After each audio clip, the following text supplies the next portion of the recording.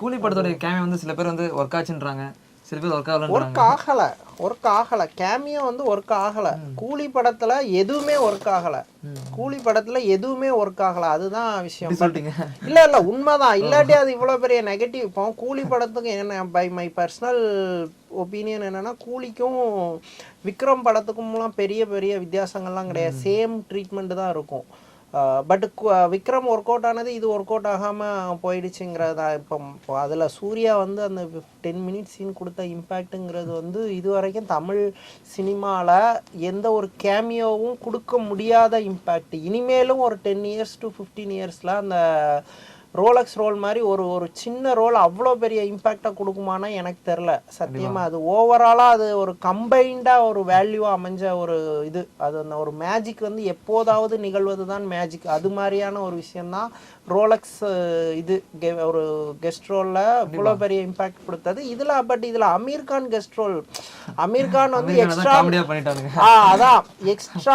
Extreme டெடிகேட்டிவான artist. Amir கானை கூட்டு வந்து காமெடி பண்ணது வந்து அது வந்து ஆடியன்ஸ்க்கு வந்து விரும்பலை. இப்போ லோகேஷ் எங்கே மிஸ் பண்ணாரதான் நான் பார்க்குறேன்னா, ஒரு உரையில் ஒரு கத்தி தான் இருக்கணும்ன்ட்டு ஒரு ஸ்டேட்மெண்ட். அது ரொம்ப நார்மல் இது மாதிரி தெரியும், ஆனால் அது ரொம்ப மீனிங்ஃபுல்லானது. இப்போ விக்ரமில் ஏன் ரோலக்ஸ் ரோல் கெத்தாக ஃபீல் ஆச்சு, இதில் ஏன் இவன் ரோல் கெத்தாக ஃபீல் ஆகலைன்னா, இதில் வந்து அமீர் கான் போய் ரஜினிகிட்ட சரண்டர் ஆகுற மாதிரி சீன் இருக்குது. நீ வந்து அமீர் கானை கெத்தா காட்டணும்னா அந்த இடத்துல ரஜினி இல்லாம நீ சீனை பிளேஸ் பண்ணியிருக்கணும். இல்லை ரஜினியை கெத்தா காட்டணும்னா அமீர் கான் இருந்திருக்க கூடாது. ஓகேவா? இப்போ வந்து ரோலக்ஸில் வந்து ரோலக்ஸ் மட்டும் இருக்கிறதுனால தான் அது ரோலக்ஸ் பவர்ஃபுல். அந்த இடத்துல கமல் வந்து ரோலக்ஸை கேப்சர் பண்ணுற மாதிரி முடிச்சிருந்தா ரோலக்ஸ் வந்து நத்திங்காக ஃபீல் ஆகிருக்கும். இது கிட்டத்தட்ட அந்த மாதிரி தான். அந்த ஒரு ஒரு ஒரு ஒரு சின்ன விஷயம் வந்து லோகேஷ் எப்படி தெரியாமல் போச்சுன்னு தெரில. அதர் தென் எனக்கு இந்த இயரோட ரொம்ப பெரிய ஒரு ஆச்சரியம் என்னென்னா, Lokesh Kanagaraj become meme template.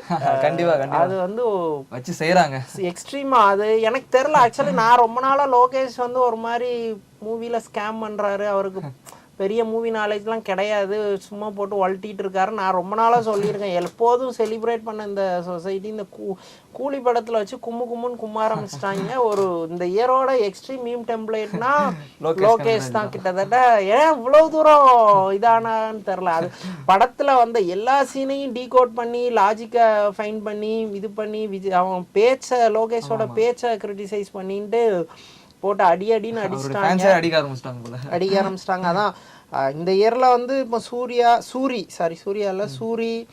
பிரதீப்லாம் தங்களோட பீக்கை தொட்டாங்கன்னா, லோகேஷ் சூர்யாலாம் அவங்களோட டவுனை தொட்டிருக்காங்க. எனக்கு தெரிஞ்சு லோகேஷ் அடுத்த மூவி தமிழில் வந்து எந்த மாதிரி ரிசீவ் ஆகும்னு தெரில. இது வரைக்கும் லோகேஷ் மேலே ஒரு கம்ப்ளீட் பாசிட்டிவான ஒரு வியூ மட்டுமே இருந்தது.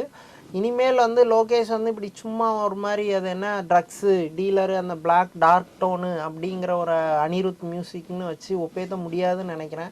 He should work